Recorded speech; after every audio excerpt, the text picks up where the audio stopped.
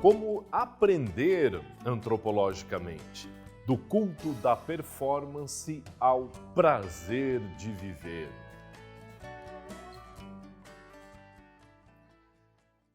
E aí, pessoal, tudo bem? Então, como nós aprendemos por meio da antropologia?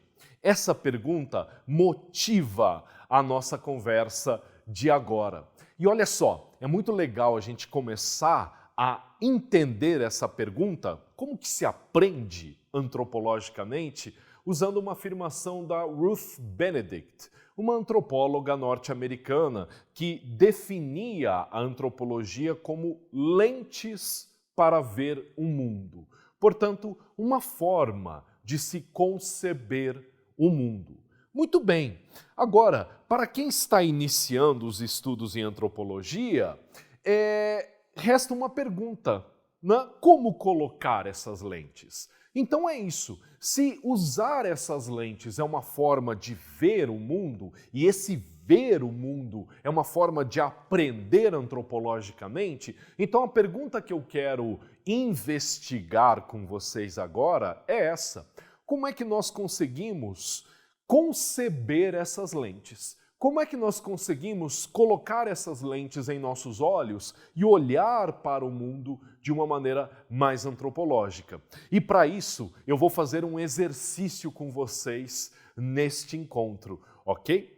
A gente já chega lá. Se a antropologia é uma forma específica de perceber o mundo, como praticar essa percepção a ponto de conseguir afirmar que ela se tornou uma de suas habilidades, né? Sendo menos metafórico pelas lentes, aqui a gente entende, né? Eu quero, pessoal, sugerir a vocês que vocês transformem a antropologia em uma habilidade sua, ou seja, em uma forma de entender, de conceber, de se relacionar com o mundo de uma maneira mais antropológica. Que tal? Vem comigo? Então, a gente vai fazer um exercício agora para perceber essas habilidades, porque me parece que nada melhor para a gente aprender uma habilidade do que praticar essa habilidade. Que tal? Então, deixa eu fazer umas perguntas aqui para todos nós, na verdade. Vocês estão se sentindo constantemente cansados e sem tempo? Talvez vocês estejam sentindo as pressões do que o sociólogo francês Alan Ehrenberg, definiu como culto da performance, né? Então, pessoal, o Ehrenberg está dizendo o seguinte: para o autor, em razão de uma série de transformações sociais, os indivíduos transformaram-se em empreendedores de si mesmos. Deixa eu contar para vocês brevemente o que aconteceu que chama a atenção do Ehrenberg. Pessoal, mais ou menos a partir da década de 70 do século XX, nós vamos entrar num mundo bastante flexibilizado. Essa palavra flexibilização aponta para o quê? Para o fim de direitos trabalhistas, para fins de uma defesa do trabalhador por meio do Estado. É a previdência social, ok? Então, essa história de regras para o trabalho, jornada de 8 horas, salário mínimo, férias, quando que se pode trabalhar, previdência, aposentadoria, férias remuneradas, todas essas regras elas vão caindo, né? No mercado de trabalho hoje diz assim, ó, o regulado, o acordado sobre o legislado. Já ouviram isso? Qual é essa ideia? É a ideia de que a legislação trabalhista cai e o patrão e o trabalhador entrem em um acordo a respeito de qual vai ser as regras daquele trabalho. Isso que é a flexibilização. No entanto, o Ehrenberg vai dizer assim, à medida em que essa flexibilização vai acontecendo, vai surgindo a ideia do indivíduo empreendedor. O indivíduo agora não tem mais nenhuma defesa, não tem mais nenhuma segurança, não tem mais nenhuma garantia, ele não tem mais carteira assinada, ele não tem mais trabalho formal, ele não tem mais jornada, ele virou um empreendedor. Então, ele é um empreendedor de si mesmo, ok? No entanto, para o Ehrenberg, essa forma de viver transformou os sujeitos em pessoas constantemente cansadas e sem tempo, porque elas estão sempre trabalhando, indo atrás das suas vidas, dos seus objetivos. Então, acorda de manhã, já vai olhando e-mail, já vai olhando mensagem, já vai para as redes sociais fazer as suas relações e depois ele ainda tem que ir para a rua, trabalhar, né? Chega em casa, ainda tem mais e-mail, ainda tem mais coisas para fazer. Ou se não é assim, você está trabalhando 10, 12 horas em aplicativos, por exemplo, não é mesmo? Então os sujeitos estão trabalhando muito e se sentindo muito cansados e sem tempo, em razão desse empreendimento de si mesmo, né? Então estaríamos vivendo numa época em que o indivíduo assume essa responsabilidade integral por sua própria vida. Não há mais essas regulações. E aí, isso começa a se tornar uma preocupação para os indivíduos, porque ele só se sente bem-sucedido à medida que consegue construir uma identidade pessoal que só dependa das suas próprias ações. Ele quer ser independente, ele quer ser livre, ele só depende dele mesmo, né? Então aí vem a ideia da performance, essa impressão de que para ser uma pessoa importante, de sucesso, que está correndo atrás, sabe essa coisa meio coaching, né? De que você tem que correr atrás, de que você não tem que perder tempo, de que você não pode deixar a vida escapar, perder o controle da sua vida.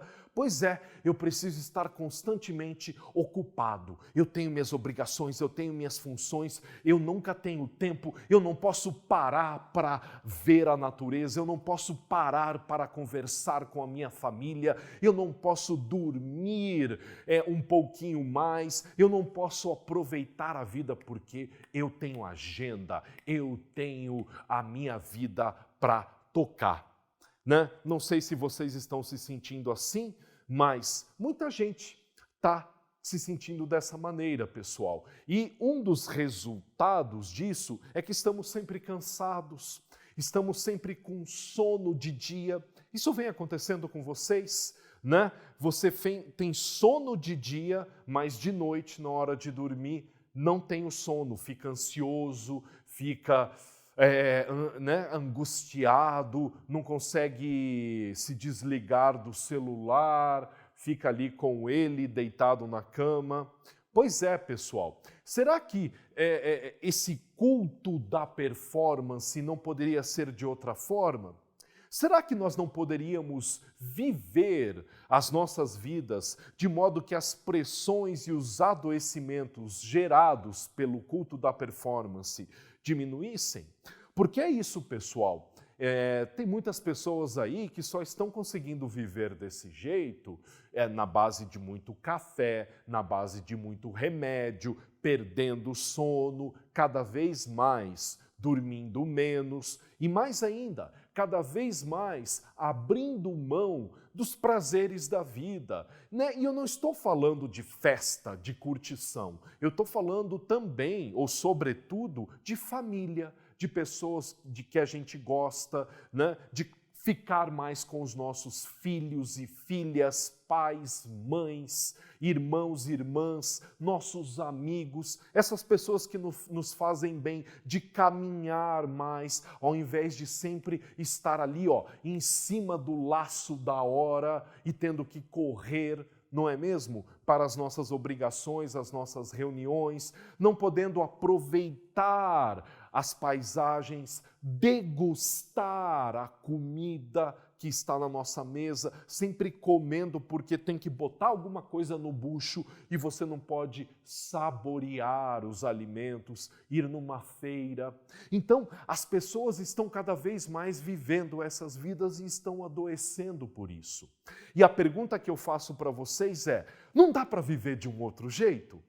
Pois é, pessoal, porque é o seguinte, é claro que são escolhas individuais. Isso depende de mim, isso depende de vocês. Cada um vive a sua vida. Mas também é uma forma social de organizar a vida, né? Porque até que ponto eu, sozinho, posso viver uma outra vida se a minha sociedade é uma sociedade da performance, se é uma sociedade que constantemente pede para que eu seja uma pessoa atarefada, ocupada, sempre sem tempo para uma outra vida. Pois é, a maneira como nossa sociedade se realiza impacta diretamente nas possibilidades que cada indivíduo tem para viver sua própria vida. É aí que a antropologia entra no debate. Voltamos para a antropologia, vejam só, pessoal. Os antropólogos, eles vão para todas as partes do mundo e vivem com outras pessoas para entender como elas vivem. Então, pessoal, os antropólogos estão percebendo como as pessoas resolvem os mesmos problemas que nós temos de outras maneiras. Porque assim, todas as sociedades precisam de comida, de dinheiro, precisam trabalhar para produzir as suas vidas. Então, como é que eles organizam os seus trabalhos? Como é que eles organizam essa forma de produzir a sobrevivência dos seus membros? Não é? Essas perguntas o conhecimento antropológico está dando, né? Sobre essas outras formas de cultivar a vida. E quem sabe esses outros modos de cultivar a vida possam ser úteis para a gente repensar as nossas próprias vidas. Então, estão percebendo como é que a gente pode aprender antropologicamente? Olhando para o modo como os outros vivem para repensar a nossa própria vida. Então, se a gente está falando de trabalho, de obrigações, de horário, de adoecimento, que tal a gente olhar para algumas outras sociedades e perceber como eles vivem as suas vidas nesse quesito, ok? É muito legal para a gente resumir essa reflexão e entender como nós podemos aprender antropologicamente, lendo essa reflexão de um antropólogo francês, o Philippe Descola. Olha o que ele diz para a gente.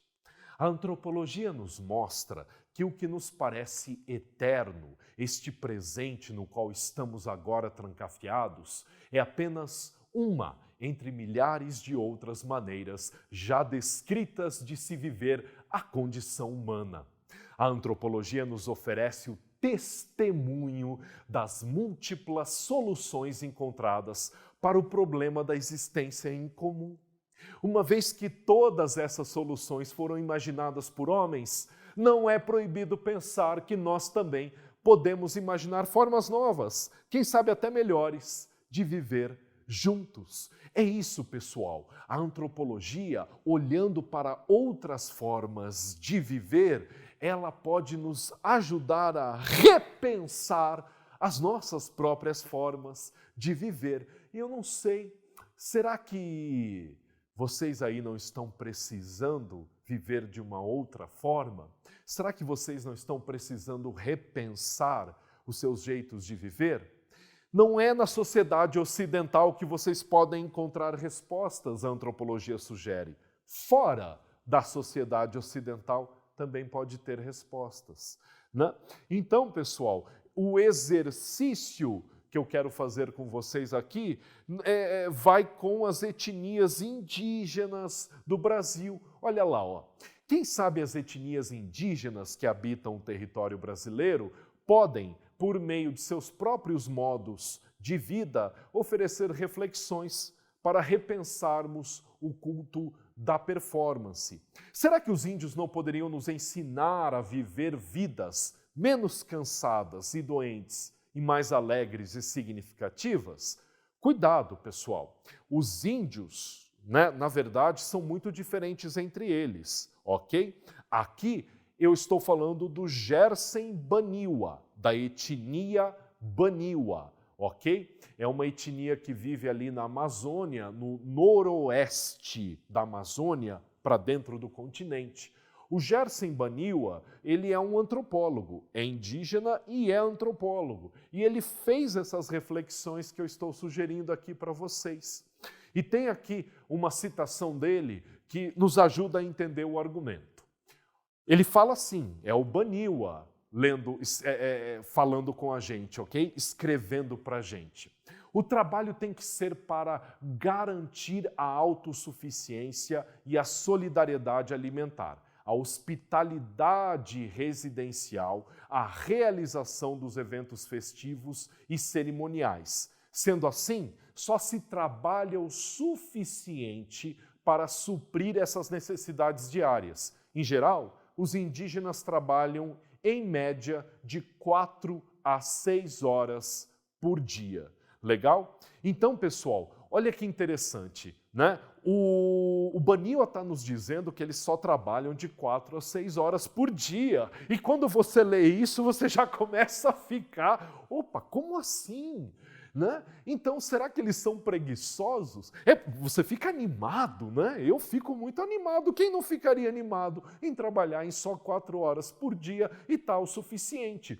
Mas para nós que estamos trabalhando de 12, 14, alguns motoristas aí de aplicativos chegando a trabalhar 16, 18 horas por dia, então, você começa a falar, como é que você vive trabalhando 4 a 6 horas e ainda vive uma vida boa, né? Olha só a reflexão que o Gerson Baniwa faz para a gente. Como é a rotina diária? É o Baniwa escrevendo. Como é a rotina diária de uma família indígena? As famílias acordam cedo, entre 4 e 5 da manhã, em seguida tomam banho, cantam, e às vezes dançam. Olha que gostoso você numa terça-feira acordar e às 5 da manhã dançar, não é? Em seguida acontece um mingau coletivo, todos se juntam para realizar a primeira refeição do dia. Depois da refeição, uns vão pescar, outros caçar, outros vão para a roça e outros ainda para a escola. No início da tarde, todos começam a chegar de seus afazeres. Quem foi pescar chega com seu peixe, quem foi para a roça já chega com a sua fruta, sua mandioca ou sua farinha ou beiju, né, que é um tipo de farinha entre os indígenas. Quem foi para a escola já estudou e está de volta à sua casa. Todo o serviço básico do dia está resolvido. Então, o resto do dia é para interagir com a família, com a comunidade e, por que não, pendurar a rede na beira do rio, aproveitar a vida e apreciar a natureza, né? Vivendo com a família, apreciando a natureza, vivendo com os filhos, com as filhas, com os companheiros, com as companheiras, vivendo com essas famílias, né? E apreciando o mundo. Depois de fazer o que consta nessa citação, que nós acabamos de ver, Baniwa arremata, finaliza seus argumentos elaborando 2 perguntas que eu acho que nós deveríamos fazer para nós mesmos. Se a vida pode ser mais simples e ter menos sofrimento, por que se matar de trabalhar até 8 horas da noite? Por que criar doença, pressão, estresse e assim por diante? Por quê? De novo, por quê?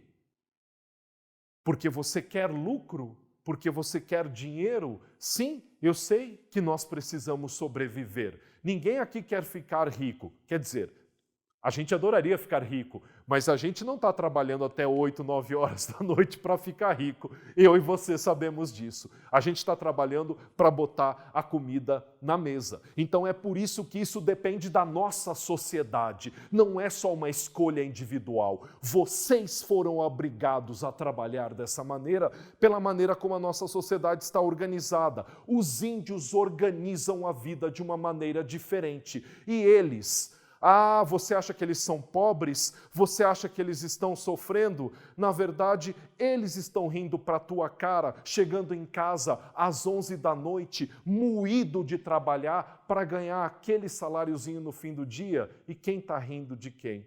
No fim do dia. Pois é, estão percebendo como a nossa vida é determinada social e culturalmente? Ao estabelecer essa comparação, pessoal, entre as vidas indígena e a nossa, podemos pensar sobre as nossas próprias vidas sociais pela perspectiva do outro. É assim que aprendemos a fazer antropologia, é assim que a antropologia faz a gente a aprender sobre o mundo. Legal? Bom, eu quero deixar para vocês uma dica de vídeo muito legal. Chama-se O Valor das Coisas, ok? É do Marcos Pianger, um gaúcho, Rio Grande do Sul, que ele teve 2 filhas e ele acabou percebendo muito do que eu estou sugerindo aqui para vocês. E nesse vídeo ele faz toda uma reflexão de como você pode ser um pai dessas 2 filhas e sem perder a vida por isso, né? Porque muitos pais ficam naquela sensação de eu estou perdendo tempo com os meus filhos, mas eu estou trabalhando para garantir o futuro deles. E só que aí você passa a sua vida longe dos seus filhos. Será que você realmente está garantindo o futuro deles? É esse tipo de reflexão que o Marcos Pianger faz, é emocionante e eu realmente sugiro que vocês assistam O Valor das Coisas. Tá bom? Bom, tal como em uma sala de espelhos, pessoal, podemos nos olhar tendo como referência o modo como outras sociedades organizam a sua existência. Eis aí o tipo de aprendizado que a antropologia oferece. Perceber nossos próprios mundos pelas lentes dos outros mundos. Então, olha que legal. Se a antropologia é ir até os outros mundos e conhecer esses outros mundos, a brincadeira não para aí, porque a gente pega esse jeito de viver e olha para o nosso próprio mundo a partir dessas lentes. Olha só que legal. É assim que se aprende antropologia, olhando pelo olhar do outro para a sua própria vida.